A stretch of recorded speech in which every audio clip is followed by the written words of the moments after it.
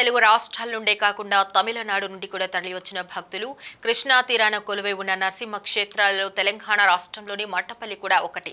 సూర్యాపేట జిల్లా హుజూర్ నగర్ నియోజకవర్గంలో విలసిల్లిన ఈ క్షేత్రంలో నరసింహస్వామి స్వయంభూడు కృష్ణా నది ఒడ్డున రాజ్యలక్ష్మి సమేతుడై కొలువు తీరిన మట్టపల్లి శ్రీ లక్ష్మీ నరసింహస్వామి బ్రహ్మోత్సవాలు 5 రోజుల పాటు ఘనంగా నిర్వహించడం జరుగుతుంది. గర్భగుడిలో స్వామికి ఎడమ పక్కన ఒక గుహద్వారం ఉంది. అక్కడి నుండి సప్త ఋషులు ఇతర మునులు కృష్ణుల స్నానం చేసి స్వామి దర్శనానికి వస్తారట. వాళ్ళు ఇప్పటికి రోజు వస్తారని ఇక్కడి వాళ్ళు నమ్మకం. స్వామికి కుడివైపు ద్వారం భక్తుల సౌకర్యార్థం తర్వాత కట్టింది. ఈ క్షేత్రంలో స్వామి వారికి ఎదురుగా ప్రసన్నాంజనేయ స్వామి విగ్రహాన్ని కూడా ప్రతిష్ఠించారు. మీ దాసారు దాసులు బూరుగడ్డ దేవస్థానం వారి తరఫున మన నల్గొండ జిల్లా అసిస్టెంట్ కమిషనర్ గారు ఆ దేవాలయ ప్రతినిధిగా యాదగిరిగుట్ట దేవాలయం నుండి స్వామివారి యొక్క శేషవస్త్రములను బూరుగడ్డ దేవాలయం నుండి శేషవస్త్రములను దేవాలయ ప్రతినిధులుగా అసిస్టెంట్ కమిషనర్ గారు పరిసమాప్తి కలగాలని చెప్పి కోరుతూ ఉన్నాం. భగవదాఖ్యయా భగవత్ ప్రీత్యర్థం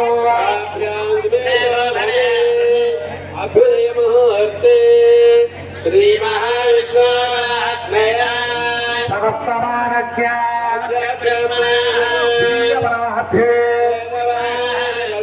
భగవత్పదబలవాతరే ప్రథమపాదే భగవర్షే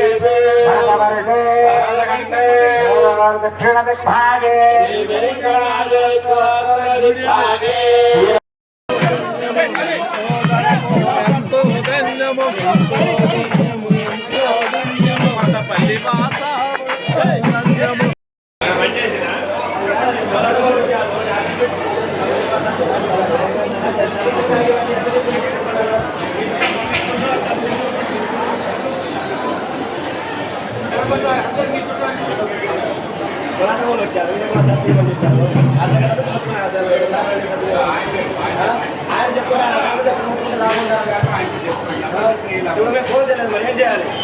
ఆయనతో మాట్లాడుతూ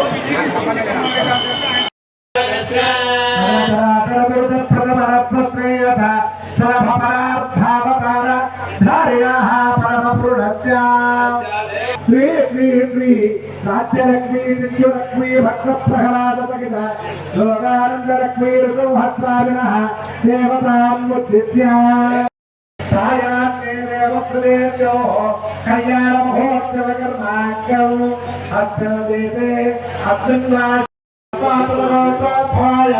మహావిష్ణుతోపాయ ఋషభవరబ్రహ్మణే రాజా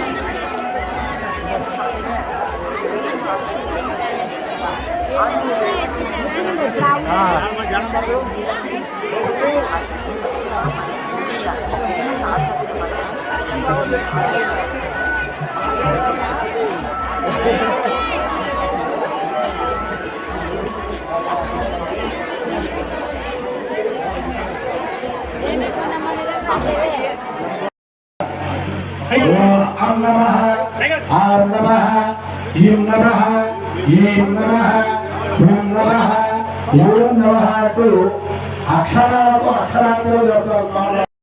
స్వాతి నక్షత్రే చతుర్థస్యాం శుభే దినే సంధ్యాకాలే సంప్రాప్తే స్తంభోద్భూతో నృచేసి అంటే వైశాఖ మాసంలో వచ్చేటువంటి శుద్ధపక్షంలో వచ్చేటువంటి చతుర్దశి తిథి నాడు సంధ్యాకాలంలో నరసింహస్వామి ఆవిర్భవించినట్టు మనకు పురాణాలు చెబుతూ ఉన్నాయి.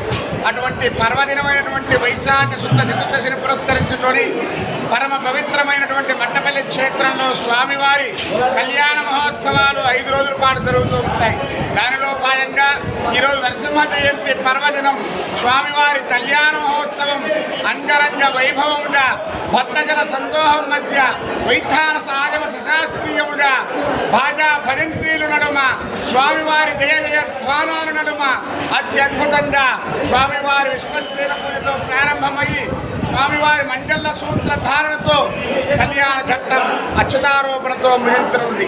కాబట్టి ఈ కార్యక్రమంలో భక్తులందరూ కూడా ఉభయ రాష్ట్రాల నుంచే కాదు, తమిళనాడు, కర్ణాటక మొదలైన రాష్ట్రాల నుంచి కూడా విశేషంగా ఇక్కడికి వచ్చి స్వామివారి దర్శనం చేసుకొని స్వామివారి ఆశీర్వాదం, స్వామివారి యొక్క కృపాకాక్ష వీక్షణలు పొందుతూ ఉంటారు.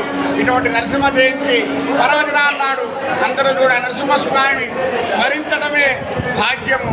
ఓం నమో నారసింహాయ.